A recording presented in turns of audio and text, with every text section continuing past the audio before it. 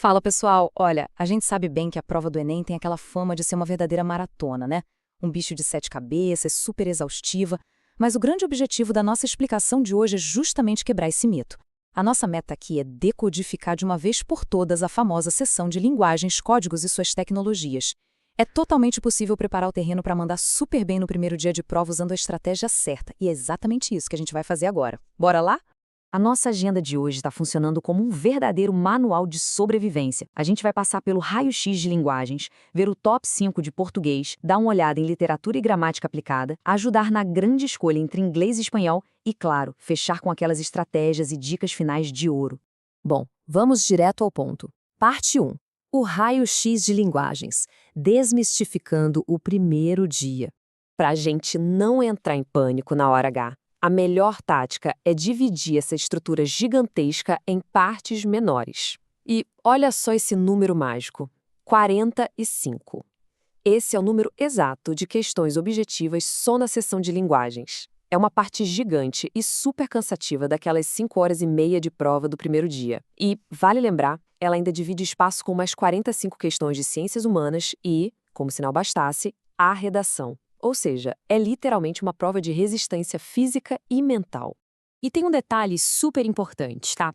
Embora o nome da sessão seja Linguagens, na verdade isso é um guarda-chuva imenso e super diversificado. A prova abriga desde o tradicional português e literatura até educação física, artes, tecnologias da informação e, claro, a língua estrangeira. O grande lance aqui não é ficar decorando conceitos soltos, mas sim mostrar que a gente tem capacidade de interpretar a comunicação moderna em todas as suas formas. O Enem quer basicamente testar a sua leitura de mundo. Seguindo em frente, vamos para a parte 2, o top 5 de português, previsões baseadas em dados. Gente, se a gente quer transformar essa fera em um quebra-cabeça lógico, não tem arma melhor que a estatística real. Dá uma olhada nisso. Quase 47% de todas as questões, ou seja, praticamente metade da prova inteira, cobra puramente a tal da competência leitora. Logo depois, a gente tem mais de 11% cobrando apreensão de sentido. Ufa, né? Dá para dar aquela respirada de alívio. Isso significa que ficar decorando infinitas regras gramaticais é muito menos crítico do que ter uma leitura ativa e atenta. A chave de ouro é simplesmente ler e sacar qual foi a real intenção de quem escreveu o texto. Mas afinal, o que é essa famosa competência leitora?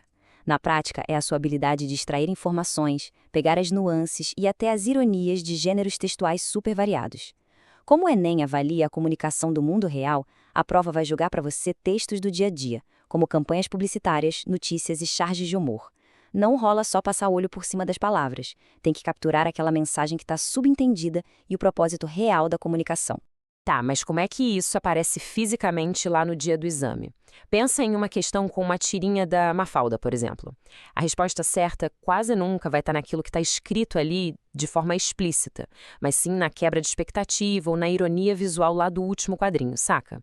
Agora, se cair um poema clássico, tipo do Manuel Bandeira, eles vão querer saber como a repetição dos sons e a estrutura das frases transmitem o sentimento e o ritmo da obra e não só o significado literal.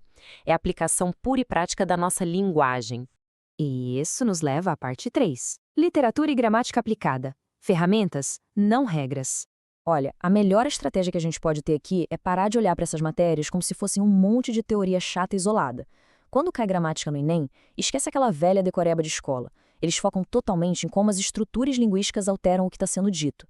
Tipo uma simples vírgula deslocada ou o uso de um embora indicando uma concessão no lugar de um portanto para a conclusão, isso muda completamente a intenção do autor. A gramática serve para organizar a comunicação e é esse mecanismo vivo que a gente precisa entender para dominar a prova. E a literatura vai exatamente na mesma pegada. O Enem tem uma abordagem única e fascinante para isso. Ninguém vai te pedir para listar um monte de autores e memorizar datas em uma linha do tempo robótica. A exigência é conectar as obras aos seus movimentos históricos e aos contextos políticos de quando foram produzidas. A gente tem que se perguntar como é que a arte daquela época refletiu o que estava rolando na sociedade, que inovações e elementos de ruptura aquele movimento trouxe. O grande segredo é conseguir ver a nossa herança cultural pulsando ali por trás das páginas. Vamos agora para a parte 4, a escolha. Inglês ou espanhol, aquele momento de tomar a decisão estratégica. Esse é o dilema clássico logo na hora da inscrição, né? São só 5 questõezinhas, mas elas representam pontos cruciais. De um lado, a prova de inglês costuma trazer textos mais curtinhos, com uma gramática um pouco mais simples. O foco lá é fortíssimo em temas globais e atuais, tipo tecnologia, direitos humanos e sustentabilidade, geralmente usando campanhas ou notícias opinativas. Do outro lado, a gente tem o espanhol, onde cerca de 80% das questões são de interpretação profunda mesmo, com peso bem forte na literatura. E aqui a gente precisa ter uma atenção redobrada com as semelhanças ilusórias com o português. E se a sua escolha for o espanhol, presta muita atenção nisso. Conhecer o repertório literário básico é um tremendo diferencial. Os dados não mentem.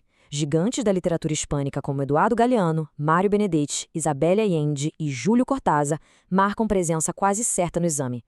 Se familiarizar com o estilo, as nacionalidades e as temáticas desses mestres vai facilitar imensamente a sua vida na hora de interpretar os textos debaixo daquela pressão toda. Mas independentemente do idioma que você escolher, anota esse alerta crítico. Tanto no inglês quanto no espanhol, muito cuidado com os famosos falsos cognatos, os chamados falsos amigos. Os examinadores amam jogar essas cascas de banana para a gente escorregar. Por exemplo, induzir você a pensar que embaraçada em espanhol significa estar embaraçada ou com vergonha, quando na verdade significa grávida. Ou no inglês, achar que actually é atualmente, quando na verdade quer dizer na verdade. Foco total é necessário para não desviar o entendimento da mensagem global e perder pontos preciosos por causa de uma única palavra traiçoeira.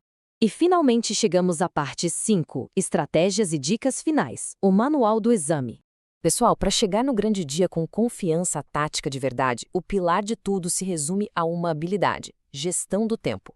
Sobreviver à maratona de 5 horas e meia requer um plano cirúrgico. Primeira regra de ouro: comece caçando as questões fáceis e médias de linguagens para garantir os pontos certos pelo sistema complexo do TRI. Segundo passo, que é inegociável, reserve exatamente 1 hora inteira para o rascunho e para passar a redação a limpo. E o terceiro, nunca, jamais negligencie o tempo para preencher o cartão resposta com extrema calma. Inclua também pequenas pausas para tomar uma água ou dar aquela alongada. Essas atitudes simples previnem o cansaço extremo. Já na sua rotina de preparação em casa, a melhor tática é a imersão.